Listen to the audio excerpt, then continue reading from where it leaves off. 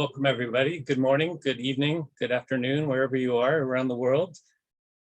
Today, we're going to have an opportunity to learn about some leading edge practice implemented through case examples of BHP. And I thought what I would do to set the stage for this is perhaps go back in time to remind everybody how we got to this idea of contextual water targets in the first place.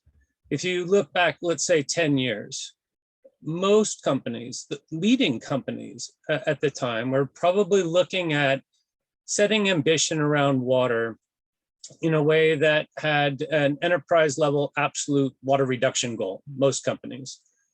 Some even had pollution reduction goals also for water, maybe even a KPI around recycling perhaps. But really a global quantitative target typically, and one that was not at all informed by local context.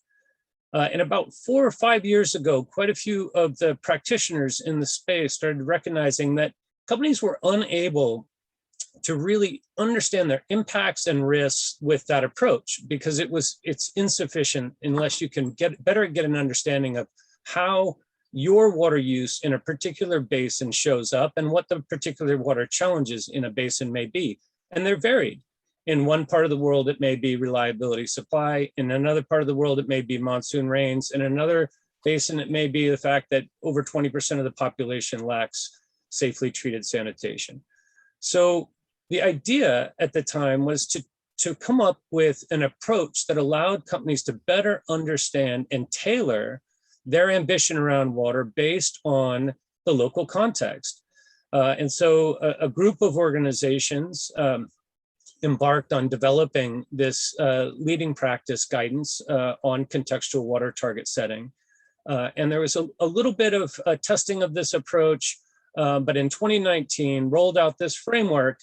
And like most sustainability frameworks, it's very elegant and compelling at a conceptual level, but perhaps a lot harder to do in the real world. And so I'm very excited to hear BHP's experience in applying this framework in the real world and trying to understand, how do you do this basin diagnostic in a way that engages the community, engages stakeholders, and get an alignment on what those key water challenges are, so that a company can go from understanding risk and impact and setting goals that actually address that, but also being a part of the solution in that basin based on a shared understanding of what the problems are and shared objectives for how you get there. So really looking forward to this session. And with that, I'm going to hand over to Blair to take it from here. Thank you, Jason. That's a wonderful introduction. I want to start by acknowledging that across the world, we and many of our operations are located on land or near land and custodial lands of the First Nations people. Here in Perth, we're on the custodial lands of the Noongar people, and we pay our respects to the elders, past and present, and emerging leaders, and acknowledge and respect the continuing unique culture and resilience and spiritual connection that First Nation people hold with the land all over the world. I extend that respect to other Indigenous persons present and listening today as well.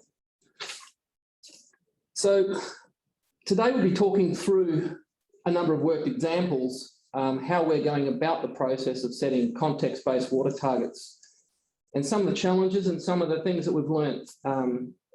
Through this process, we'll be developing a guidance, an internal guidance, which we've made available more broadly shortly. And so it'd be transparent, some of the things we've been working through. As the practice lead for water management in BHP, and with this team here, including externals, where we've set out on a journey to understand and try to contextualise the regions and catchments where we work and the challenges that we face in each of those, not just us, but the communities, other industry, Indigenous cultures, to understand where we intersect and some of the common points of intersect, and also understand the values and differences and some of the, I guess, the uniqueness that we see across the globe that we need to consider in each of these regions to set appropriate and applicable water targets. So we're in the process of setting our next corporate water targets, and we're collaborating more broadly in doing so to improve, I guess, the transparency and consider others' perspectives in setting these targets. The approach we're taking aligns with our corporate position statement and commitments within it on water stewardship and also external guidance, as Jason spoke about. Today, you'll be hearing from a couple of representatives from our key assets in Australia, along with independent third parties who are planning and external engagements to inform these future targets. Later in the week, Friday, there'll be another series, which will be looking at another number of assets within the BHP portfolio. But I'll just run through initially some of the uniqueness that we see across the globe with BHP. BHP is a global diversified miner in both petroleum and minerals. We're one of the largest diversified miners in the world. And we face a number of water-related challenges, but we, at each of our assets, they're different. And they're different because of climatic conditions, natural environment, significance of the cultural aspects and our reliance and others' reliance on that water resource. And as a result, there's different challenges around the water balance. Some of the areas we operate in are water positive, strongly water positive, and others reflect more of the water deficit situations, and some are quite variable. And therefore, a one-size-fits-all approach to setting water targets is obviously not applicable. It had its place in the past, and we've learnt from those. But if we walk through just a couple of examples of where we operate, as you can see on the screen, I'll talk about probably 3 separate districts, which give us probably a reflection of 3 different types of climates and water challenges. Firstly, in the west of Australia, where we're currently located, we have large iron ore operations, and those operations are, I guess, world-class province scale, and there's a lot of activity, there's a lot of mining, but there's not a lot of other activity from an industry, but there is a lot of environmental significance and cultural significance associated with those areas. In these parts of the world, we're mining below the water table, and that typically means we have to pump large volumes of water to access the ore. And that water needs to be managed in a way which is sustainable and done in a way which meets the expectations of our stakeholders as well. And with that process, it requires a lot of long-term planning, and that planning can require 5 to 7 years just to enable us to de-water and manage that water. So having good embedded planning processes which reflect the communities and the environment and the cultural significance of that water becomes very material into the midterm. Now, on the eastern side of Australia, we're into our coal mines in Queensland, and it's another large mining province. There's multiple miners in this area, and here we see variable water conditions and climatic conditions where it goes from droughts to floods and somewhere in between. So being able to manage those dynamics of a water balance is 1 year in drought, and then 3 to 4 years later, you're in significant flood, is very challenging from a water management perspective, because you have to be able to plan and design and accommodate that variability over quite short periods. Now, thirdly, probably to the other end of the spectrum, we're talking about our northern Chilean assets. That's where our copper mines lie, in the northern Atacama. And obviously, there's not a lot of rainfall there. Historically, we relied on groundwater within that area for water resource. But in the last 5 years, we've moved from groundwater, large volumes of groundwater for processing of copper mines and copper. And we've moved to desalination with renewables powering desalination. So at the moment, most of the water resource challenges there are around recovery, recycling, efficiency. So you can see that those 3 different areas give very different context to the challenges we're facing. But across all these sites and operations, we do have crossover with Indigenous populations and communities and other industries. So there's a common denominator here at each of those 3 areas that we must reflect on when we're building these context-based. Next slide. All right, so let's touch briefly on how we move towards targets, our corporate targets. What are the sort of things we're thinking through? Currently, as Jason spoke to, our current targets in the last 5 years have been about reducing freshwater use. Now, that served a purpose. It was a step in the journey that we needed to take to get the awareness right and drive the right behaviours around efficiency, some of the fundamentals around efficiency. But thinking forward and into the future, we need to reflect the challenges that we're facing more broadly within the catchments, not just ours. And those challenges can be cumulative. So not just cumulative directly, but indirectly. For example, we may have intersect wetlands with different dewatering methods and diversion methods. Now, that wetland may be intersected by multiple mining companies as well, so we have to work together to understand that. So this is where we start to move towards context-based targets. As we said before, they're following our corporate statement around and commitments around setting these targets, but also it's largely based on the CEO water mandates guidance of setting site water targets informed by catchment context. So we're drawing on multiple different sources and working through those challenges to work out what is the best method that we can apply. And there's a number of learnings that we're going to come and talk about today.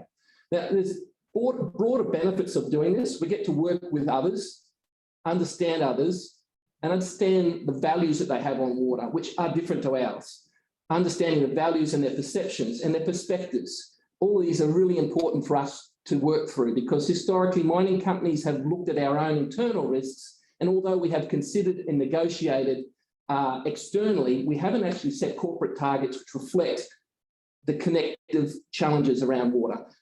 This process also allows us to understand how others are managing water in the catchments and maybe take some learnings back. We also get to understand the values and the receptors and the thresholds of what can change hydrologically in the catchments before we set some thresholds and targets, and do that in a way which we can work collectively with stakeholders. And in such, hoping that we can develop trust.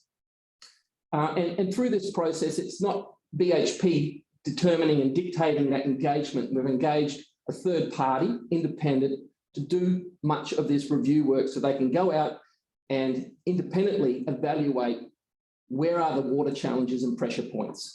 And we're part of that solution and we're part of that discussion, but we do not dictate the terms. Now, in such, we're releasing some of the control that many of these big companies, such as ours, have had in the past and how we set these targets. We're releasing that and hoping through that process we can gain trust and also some transparency on how we're going through the process. And also just the process itself is probably just as useful as setting the targets. The process will allow us to understand others' perspectives. Next slide. So let's work through how these targets are formed. We're setting targets from two different perspectives. A site catchment level, which is reflecting BHP's risks, which are associated with our activities and probably regulatory types of activities and other industries in the area, and how we seek approvals and work within those approvals, and how do we maximise the value of the mineral resource sustainably.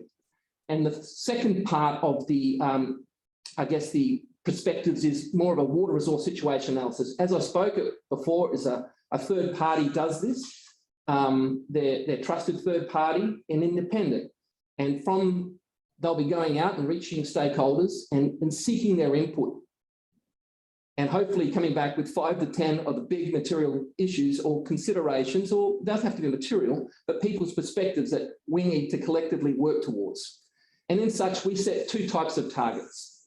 The targets that we need to understand to help us achieve our production and be sensitive to and understand what we can and can't do at a catchment scale, because we have the second type of targets, which is the collective action targets, which are broader targets set by a collective working group outside of BHP's control, which is independently led.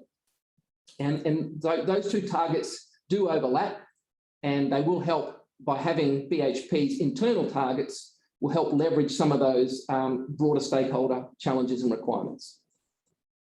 So just stepping back from that selection of that process to select targets, the WRSA is the fundamental process that we're using to drive towards setting context-based targets. The Water Resource Situation Analysis. It's framing the assumptions that underpin the region on water resources and perspectives and values. It will be made public, and it will try and represent a common view on where the key water challenges are and some of the root causes of why those challenges exist, and some of the opportunities, and to work together with others to resolve and come up with solutions that we can collectively identify. finding a common ground in terms of water management on a catchment scale is very important. And historically, that's been a weakness in the mining industry. And working towards that common ground needs to happen to enable us to have the right targets to reflect the challenges. But that's probably enough from me. And I'll probably hand over now to a couple of the examples within the assets. And at the moment, we'll talk from, we'll hear from Cathy. And Cathy works with BHP in our coal assets in Eastern Australia. Over to you, Cathy. Thanks, Blair. So I work within the environmental team in our coal assets. So I'll run through a little bit of the, I guess, context of where we're talking about for this particular case study, and then hand over to Fiona Chandler, who's with Alluvium Consulting, who has been, I guess, leading the WRSA work for us. Thanks, next slide. So our coal operations are located in central Queensland, which, for those not familiar with the region, it's located in northeastern Australia. So it starts around 350 metres inland and leads out towards the coast. The region has quite a low population, but it has quite a lot of activity going on. So there's a lot of the predominant land use is agriculture. There's also a large mining region in the centre, and there's also 13 Indigenous groups that do have connection to the region. So there are quite a lot of stakeholders within the particular region. So BHP's operations in central Queensland comprises of two assets, so BMA and BMC, both are joint ventures. BMA is Australia's largest coal producer of metallurgical coal and has 7 operational mine sites within the region. It also has a port towards the coast near Mackay. And BMC has 2 additional mines within the region. Thanks, next slide. So the focus for the Central Queensland WRSA was the Fitzroy Basin. So the Fitzroy Basin is an incredibly large area. It covers approximately 142,000 square kilometres and is the second largest seaward draining basin in Australia and the largest basin that drains towards the Great Barrier.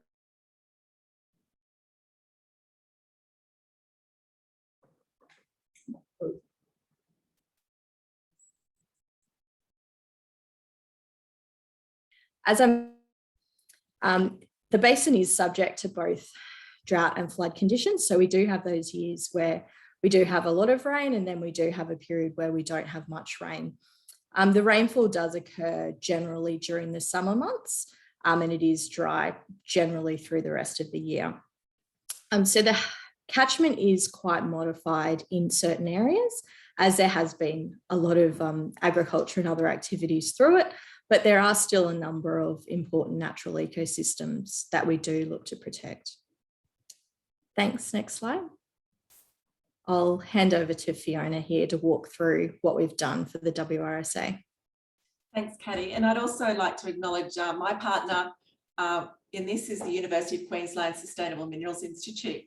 So I'm joining you from Townsville on the Great Barrier Reef in Northern Queensland. Another unique feature, in addition to what Katie's just talked about, is that this region has a really strong history of collaboration, which is a unique aspect that we've been able to build on. The driver largely for this collaboration has been to really help manage some of these complex issues, such as the management of water quality entering the Great Barrier Reef Lagoon, particularly the inshore areas of the Great Barrier Reef, and an understanding that to address some of these really wicked problems, it requires a collective effort, and that no single stakeholder across government, across agriculture or industry, or even the broader community will have the resources to do it on its own, or the solutions to do it on its own. So really this agriculture, the driver, the Great Barrier Reef driver, has really led us to a number of really significant collaborations. And just an example here, we've got something called the Fitzroy Region report card. This measures essentially water quality and other catchment health aspects in the region. And you'll see the logos and the partners involved in this. There's 12 mining companies alone that are collaborating already on something such as water quality. But it's certainly not enough to deal with some of the issues that are happening in the region. Thanks, Sarah. So the biophysical and the social and the governance complexity of this region was really our primary driver for taking the time to ensure that we had our team with a shared understanding of some of these key terms that we're already starting to talk about. What do we mean by shared challenge? What scale are we talking about? What do we mean by shared and collective action? So we put a lot of effort into trying to understand what our narrative was that was really going to help direct our research and analysis effort as the backbone to this water resource situational analysis. And these terms, shared challenge, collective action, for us, they were very much people terms. They're people-based concepts that really start with a strong understanding of the stakeholders, but also the values that those stakeholders have. So that's where we really started a lot of our investigation into this and really trying to understand primarily through publicly accessible and the trusted literature. And this is one of the most studied places, I think, in Australia for sure, given that effort on the Great Barrier Reef water quality. We wanted to really understand what was meaningful, what was important to these people at a basin scale or this big regional scale. So we broadly took this shared to really be interpreted as where we had a common aspect between more than one stakeholder. And that started to allow us to bring together a lot of information and understanding. So it was once we really had the grounding in these shared values that we were able to use this concept to further understand then the threats and the impacts that are starting to affect those values and where we have this incompatibility potentially between values. So we were starting to interpret, and we've all got a common but slightly different take on this, on shared challenges given the individual context. So we were really starting to explore this as an incompatibility on a wide range of values, or in fact, starting to explore where there were these impacts on those values. So we started to use what's a fairly common natural resource management framework of drivers, pressure, state, impact and response, or a DPSA framework.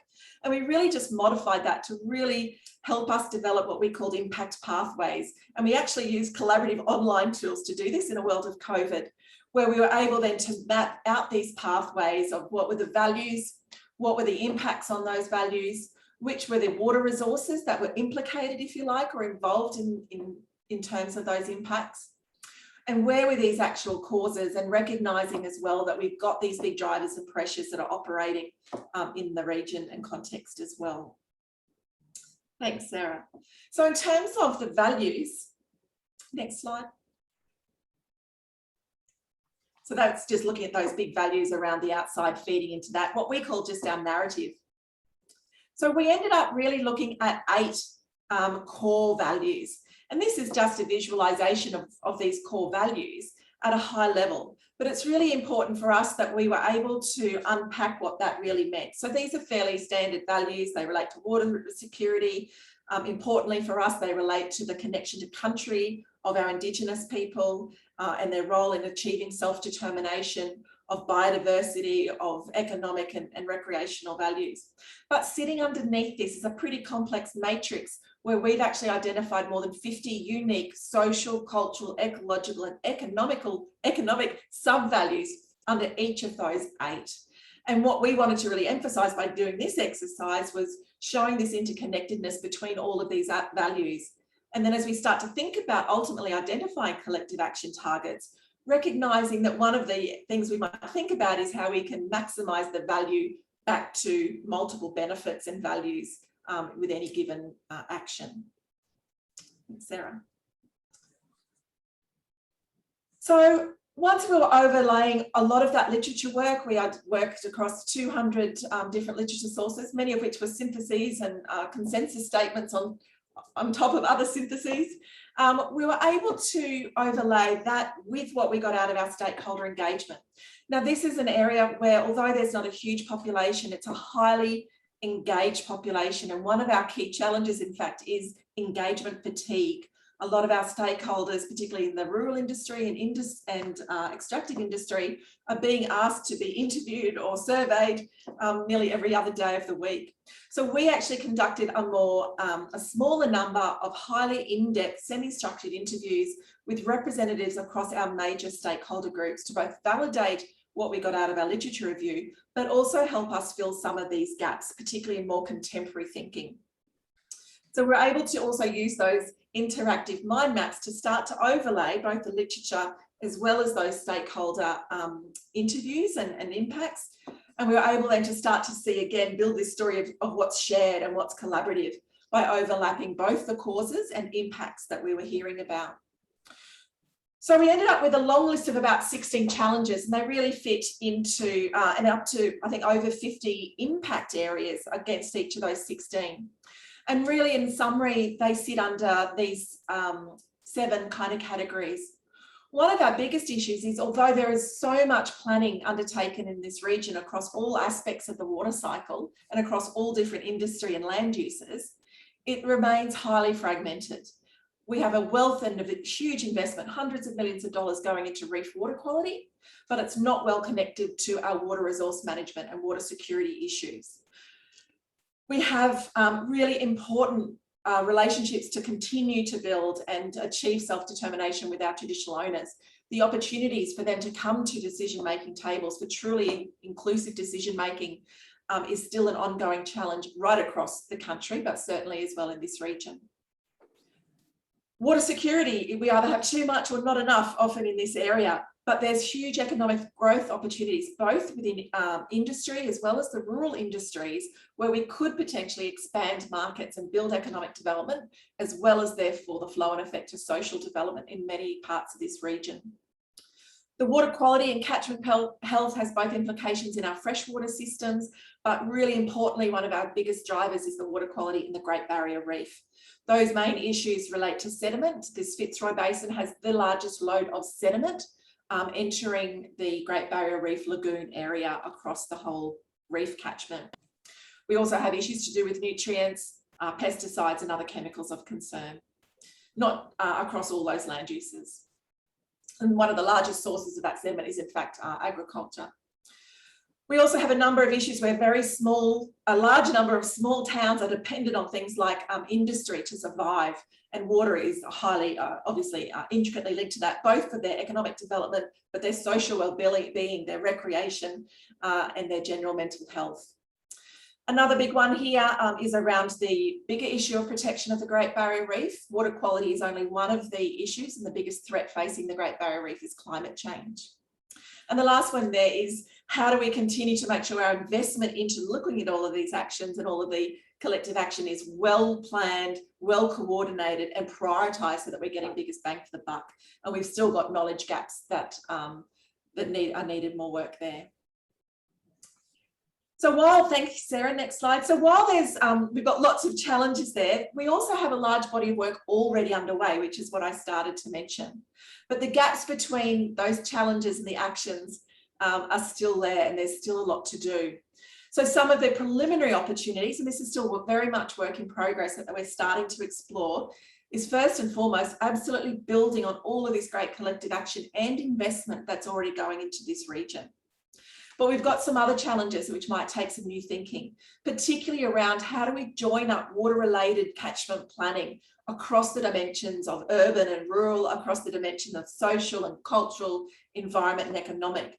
And a great example there is post-mining voids, and how do we, currently we feel we're perhaps losing opportunities there by not being able to connect across these big parts of the water cycle. We know that we need continued shared leadership and coordination across all of these big investments, particularly across rural industries, water quality and urban communities and extractive industries. We still need to continue to build and identify how do we maximise and identify co-benefits. We have a great foundation in integrated monitoring, but we've got more work to do in terms of looking at how all the pieces of the puzzle fit together, and how do we make sure that we can use the monitoring information to inform decision making and really build a strong evidence, and that we have trust across all of our different stakeholder groups in science and in some of these projections moving forward. And so I think I might leave it there. I'm happy to take questions. I think there's opportunities in the chat box. But I think at this point I might hand over to Cleve Hetherington and Mike Moritz for another case study. Thank you, Fiona. It's our pleasure to join you today to talk about our experience so far in developing a water resource situation analysis for the Pilbara region here in Western Australia. I'm Cleve Hetherington. I'm based in our environment team in iron ore here, and I'm joined by my colleague Mike Moritz from Curtin University, who we've partnered with to help us deliver this important piece of work. Thanks, Sarah. So just to set the context in terms of the region, so we're based in Perth here today presenting to you. The Pilbara region is in the northwest area of Western Australia. It's a very large region comprising of about 20% of Western Australia's land mass. We're about half a million square kilometres. It has a rich Indigenous culture dating back at least 14,000 years. And it's an area of spectacular scenery and long geological history with, features and landscapes up there up to 2.8 billion years old. Its economy is dominated primarily by mining and resource extraction, construction, which generally relates to that activity, and also agriculture, mainly around beef and pastoral stations and exporting those products overseas through the ports located on the coast. It is a significant area in terms of economic contribution to Australia. It's estimated, or it's around 36% of Australia's exports, or comprising about 6.2% of the gross domestic product for the nation of Australia. So very significant and often described as the engine room in terms of economic contribution. In terms of water, water is a defining and important feature of the Pilbara landscape. It has extensive groundwater and surface water systems. It has primarily two seasons, a wet and a dry season. So very heavy flooding and cyclonic rainfall during the wet season over the summer months, and in the winter months, it's much drier conditions. The mining industry itself interacts with a lot of water up in the Pilbara region. It handles approximately 400 gigalitres of water in that region each year, which is more than what's supplied through the Perth Metropolitan Water Scheme, which is a city of over 2 million people. So quite a large intersect with water resources through the mining industry in particular. That's primarily around the management of surplus water, as Blair alluded to in the beginning of the presentation, just talking about how we sustainably handle and move that water around and put it back into the environment. And so the Pilbara's water resources provide a range of essential environmental, social and cultural and heritage benefits. I'll just hand over to Mike. Thank you, Cleve, and it's a great opportunity to be here. So our first challenge was around the topic of boundary setting, and so the focus of the area became the whole of the Pilbara rather than confining it to not just around BHP's operations. We went through a whole iterative process of trying to look at different versions of boundaries, and it became most sensible to just pick to the broad catchment boundaries within the region and make it legible and easy for other stakeholders to understand what we're talking about. The Pilbara region, as Cleve showed, extends a long way to the east, but this is essentially the sort of western Pilbara part. And we basically then that set the boundary for the conversations with stakeholders and the boundaries around the sort of literature we were looking at in that context. It just became a frame to have that conversation within. The next part of the challenge was essentially reviewing the information. And I guess the challenge with that reviewing process is there's a lot of information in the public realm in this particular area. It's nowhere near as extensively reviewed from a public process sort of view as the example that Fiona was referring to. But that publicly available information gave us an opportunity to look quite broadly. There is also the challenge that there is potential information that's not in the public realm, but that in this case hasn't been looked at in any specific detail. the synthesis of the information became, the challenge, because there's such a broad. We found 80 to 100 documents that included published scientific type papers, along with all of the environmental approval type documents of the various operators within the area. But when it comes down to trying to synthesize all of that into understanding the various community impacts in the area, it does require a lot of specialist input and professional judgment to figure out how to synthesize that. So our review was based on both the publicly available information and also the knowledge of the experts that had done work in the area to synthesize and bring that information together. Next slide, please. Can you talk about this? Yeah, thanks, Mike. So in terms of stakeholder engagement, there is a very diverse range of stakeholders and quite a few interested stakeholders across the region. So the first challenge one of the challenges we needed to tackle is just to think about how we can remain pragmatic in terms of this early stage of just exploring and understanding those stakeholders and the shared water challenges in this region. In contrast to the Queensland example that Fiona outlined, the Pilbara region doesn't really have any catchment scale forums or frameworks that bring stakeholders together currently to really think about and talk about this on a catchment scale, on a cumulative scale. So that's the first challenge that we're facing here, is there's sort of no one place to go and have that one conversation, if you like. So the way we're tackling that is we've selected a group of stakeholders initially that we consider representative of those shared water challenges in the region, and we're starting there to understand what that tells us and learn from that. And then obviously from there, we'll continue to focus with those stakeholders and explore those challenges further beyond this work. So we've recognised that the approach needs to remain flexible and adapt to the needs of the stakeholders. For example, when working with the Indigenous peoples, developing a shared understanding of the values around water, the cultural and spiritual connection and importance of water, it may require longer than what we might expect in terms of sort of a typical project timeframe. So we're remaining flexible and open and doing that in the right way and taking the time that needs to properly understand that. So we consider the water resource situation analysis as a starting point of an ongoing dialogue with our stakeholders around collective action, and we're really excited to see what opportunities this opens up for us from here. Thank you again, Cleve. So we're partway through our engagement process. Out of that 200 odd potential stakeholders, we've narrowed it down to around 25 or so in that sort of order.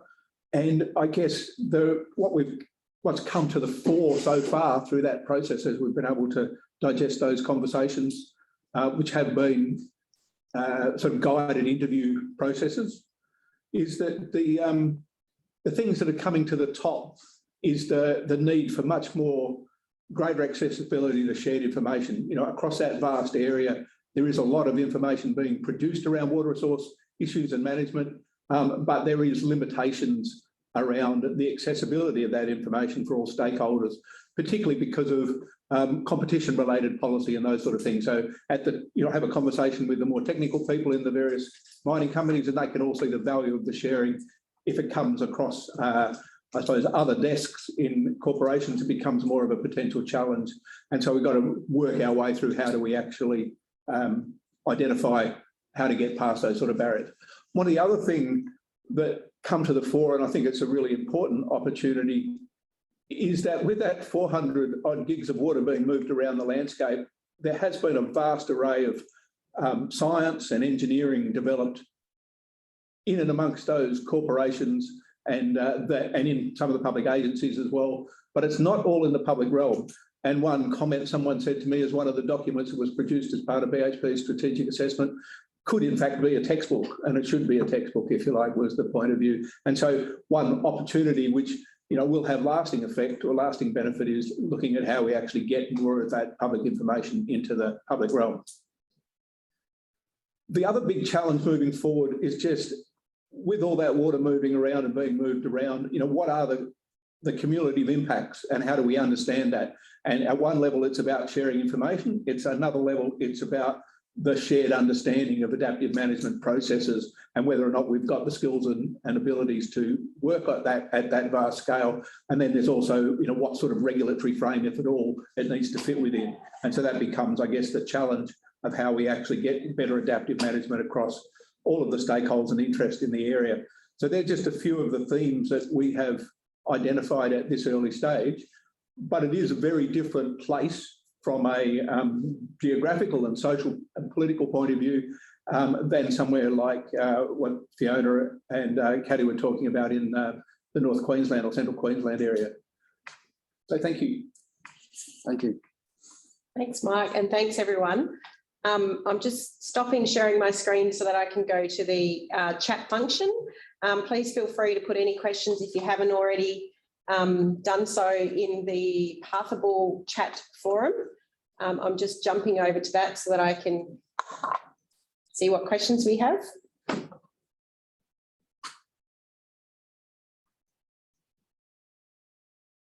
Jed, can you see them? So I'm not seeing any of them come through yet, Sarah, which I think might be because one of the challenges might be that people have to be on Pathable rather than Zoom for the to be able to put a chat in. So I might kick one off while people think their way through it. Sarah, there's actually, there are a number of questions that are now on the World Water Week platform that have been coming through all the time. Yeah, okay. I actually can't see them. I think it's because I've got control of the Zoom. Is that Fiona, you? Oh, here we go. They're coming through now. Thanks, Katie. Oh, Fiona? Okay.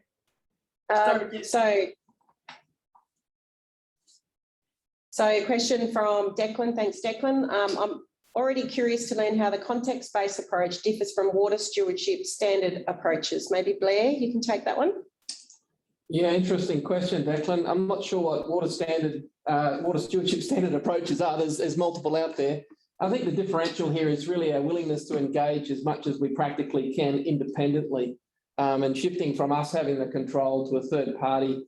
And that's a real change for a corporation like a mining company. That would be one difference to us. And as I spoke about in the discussion, we'll be putting this into a bit of a guidance note on how we've gone about this process. Yeah, I'm not sure anyone else wants to add to that. I might add a little bit to it. I would say that it's, hi Declan, Jed Young's here. I would say that it's not different necessarily, it's complementary. So it's a part of the water stewardship approach because, I mean, for water stewardship to work, we need to understand what the stakeholders and what everybody else around us feels about the areas as well. And this approach here is one way to try to understand that better. Thanks, guys. I might call on Mike and Fiona for the next couple. So Colin asks, who are the independent partners that will help set the local targets? And secondly, have you noticed a difference in the public perception of the company's operation as a result of the implementation of the local water plan? So Fiona, I might start with you to respond to that one. I think the question is about setting the actual target setting process, which is probably better to come from BHP. I think the background work that we're doing is giving us the information on the impacts and causes and some of the other information that can be used to help set that and quantify it. And I understand certainly in Central Queensland, there's other catchment risk kind of processes going. So I perhaps think that we're involved really to bring together a lot of this information synthesized, but I think the target setting process is probably a different process again. And just at the second part of that, have you noticed a difference in the public perception of the company's operations rather than our perception, I suppose, is that what that's asking? And has that changed as a result of the implementation of the local water plans that you've seen or the local efforts in your area, Fiona? I'm not sure I'll comment. Maybe Katie's better to comment on the actual operations of this, but we're dealing with a region with the communities highly dependent, on this as an industry. And so we're always balancing out, the economic development, the social development, as well as looking after the environment. And it's a challenge for everyone. But Katie, maybe you're best to talk about the operations perspective, which I'm independent too. Thanks, Fiona. I think at this stage, I'm not sure if it's maybe a bit early as we're still working through this. I definitely have noticed through some of the partnerships, such as the Fitzroy partnership, that we sit on, that there's a lot of people who are really excited and interested to see us moving towards this direction and I guess continuing to build on those relationships. So I think early indications are it's quite positive, but I guess we're quite early in this process as well. Mike, anything to add from your side? I'd say that in the stakeholders we've spoken to, there's an acknowledgement that there's around the leadership that BHP have taken in this space. So, people have said, their willingness to come and have a conversation for an hour or so is based on, well, this could have a lot of community, broader community benefit and impact. Obviously there is a few cynics in there, as there always will be, but on the main there is acknowledgement that it's a worthwhile thing to pursue this broader collective action ambition. And Mike, and I'll stay with you. Anthony asks that, he says, normally actions requiring the reconciliation of competing social values would be resolved through government processes and dealt with government regulations. What is it about your industry and the environment in which you operate that makes it better for industry to handle this process? So I might get a call to you, Mike, to see if you have an opinion on that. Well, I think it's a little bit about what I said a moment ago. It's about the leadership. I mean, I've spent a lot of my career in both in government and some time in academia, and most of the time in that natural resource management space, the agencies are stressed for resources. So a big entity like BHP coming in and going, well, what are the big challenges, provides an opportunity, or a conversation around that, provides another voice in that space to help articulate what the issues are. And then these processes are always around, to some extent, herding the cats, to try and actually bring people to some common points of view around what's there. And my suggestion moving forward will be, there will be a few low-hanging fruit type activities that would be sensible to get going to build greater trust across all those stakeholders, and moving into bigger and more challenging opportunities moving forward. So I think that's the best way I can respond to that at the moment. And my understanding is that some of the stakeholders that you've asked are government agencies, so they are involved in the process as a party. In the process, and they have their particular lenses that they look at these topics through, but they also know that they can't meet all of the challenges that are in a big landscape like that by themselves. They need a partnership approach to move forward. And I mean, Fiona's example of that, the scorecard was a classic example of getting all those logos on a page to do that assessment of that catchment there. And they're the sorts of things that hopefully we can move to if they're relevant in the Pilbara context. Anything to add, Lee? All I'd say is we're just not doing anything inconsistent with regulation. It's building on that, making it more transparent and where can we go collectively through good conversation. Yeah.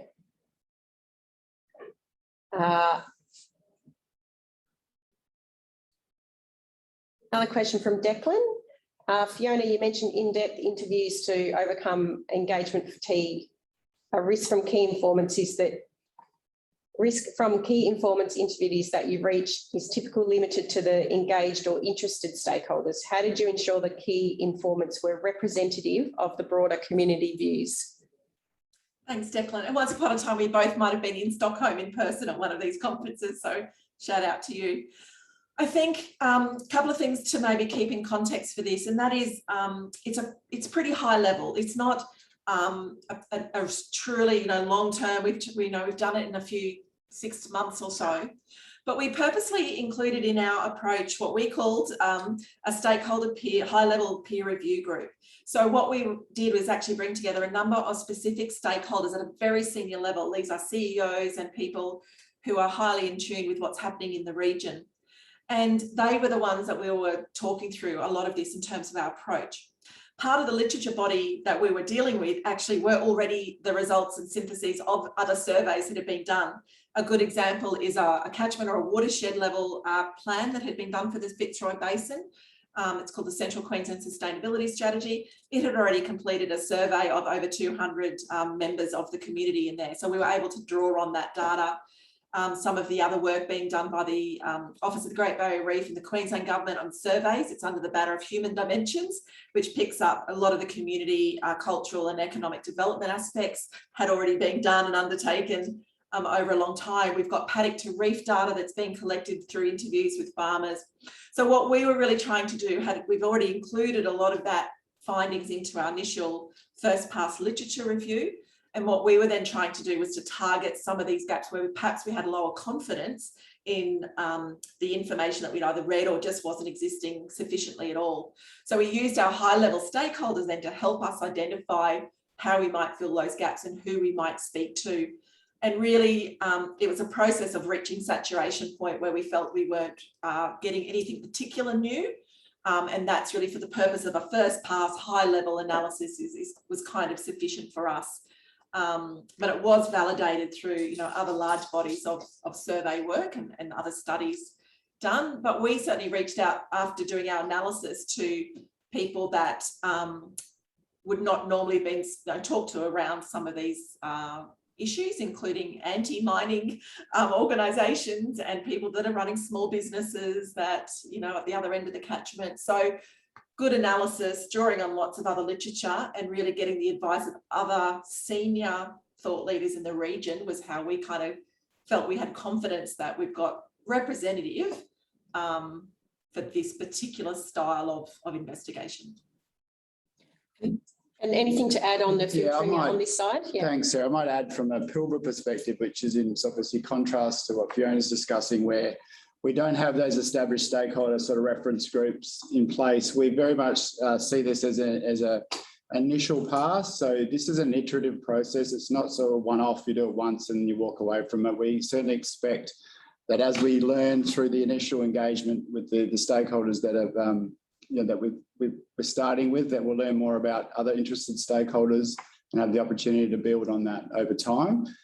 So it's certainly not exhaustive by any means. We're not certainly treating it that way. And that, I think, just reflects the fact that stakeholder engagement and mapping and identification in a region where you don't have those existing frameworks or forums is quite challenging. And we just need to recognise the time that will take to build that as part of this challenge. There's a couple of questions, one from Martin and one from Brad, around I guess company-wide targets and differences in the various regions rolling into a target, and what sort of metrics BHP are using to evaluate success in water management. Might hand that one to you, Jed, around describing the current state and the kind of future state. Sure, those are terrific questions, and to be honest, things that we're grappling with at the moment, and actually, as well as questions, we're also welcome to suggestions in the chat box as well, because it's a complex space. So we currently do have a target which is quite easy to understand, which is to reduce freshwater reduction by 15%, and we've made great progress on that. But as we've been talking about here, we're moving towards targets that are much more complex and local and reflect what happens locally. And we think they're much stronger targets because they are about the things that really matter, and they make sure we're working on the things that really matter. But as both of these questions are touching on, it does make them a bit harder to communicate. And we're still, to be honest, still working through exactly how we'll do that. We think the important thing is that we'll have the right targets, but how we bring that up into a theme that's easy to understand is probably a challenge that's pretty common, I guess, with water, as opposed to something like climate change, where those simple measures are easily available. And just to add on that, I think it's important to Brad's question as well that an enterprise-wide, company-wide water target is probably not where we're going. We're shifting from that to the asset level context-based targets. And if you look at some of the challenges we've got as a company in coal or in our iron ore assets, the challenges we're facing aren't unique just to us. And identifying those challenges which others are facing, and maybe there's receptors and people's values around wetlands and river systems that we need to try and work our challenges with their perspectives. And that might be maintaining water quality to certain conditions across the catchment scale, and reflecting on recovery and restoration of river systems to certain qualities, and also to certain natural flow and volume runoff. They're sort of more technical, but the other side of things, we're sort of thinking through around the cultural significance of water and how do we understand cultural significance and Indigenous science, and build it into our own knowledge and science, so we can start to work towards mutually representative targets, which can actually resonate with the communities where we operate. Thanks, Blair. And there's one more question from Swapna. Hopefully I've pronounced that correctly. Thank you, Fiona. Do you think an impact protocol that provides a systematic, standardised approach will be helpful to calculate the impact? Any comments on that one, Fiona? I was hoping you wouldn't ask me that one, Sarah. And maybe, again, I might even throw it to others in the room, but I would probably respond by saying we're not really trying to calculate an impact.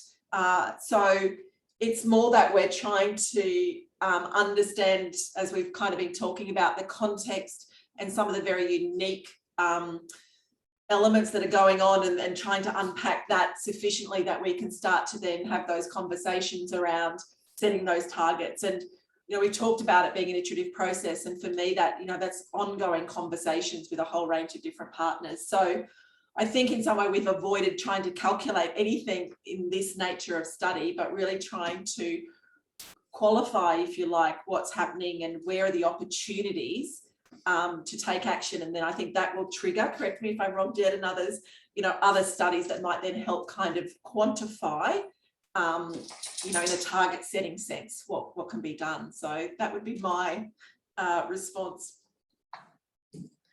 Thanks, Fiona. Sarah, I might just a brief bit on that. I think where the question is going is maybe a little bit around nature-based accounting, and we definitely are looking at nature-based accounting as a way to try and quantify some of the benefits, and we'll keep working with that. But I think our current thought is that a gigalitre of water in one place means something very different to a gigalitre of water in another. So at the moment, it doesn't look like the best way to demonstrate the impact of these types of projects, but we're certainly open to it. Thanks, guys. That's all the questions on the sheet. As always, you know who the presenters were, and if you wanted to contact us via the chat during the rest of World Water Week, feel free. I'll just hand back briefly to Blair just to talk about just a little bit more on the case study publication component. Yes, sorry, well, there's not a lot to say at the moment, but it'll be made available over the coming weeks. There'll be a publication made on these case studies, which will be free, publicly available. And yes, we're all available to discuss that further if anybody's got any questions. Within the next couple of days, Jed will be hosting another session on Friday with 2 more of our operating assets to look at the approach they're taking. So today we saw the Australian approach to coal and iron ore. Are we looking at other assets, including the north of Chile, to look at the Atacama? So that'll be on Friday, and I think in that discussion we'll also be discussing our approach with the independent third parties that we're also engaging. But that's all we have today, and thank you very much for your time, and we appreciate the questions and engagement. Thank you. Thank you. Thank you. Thank you.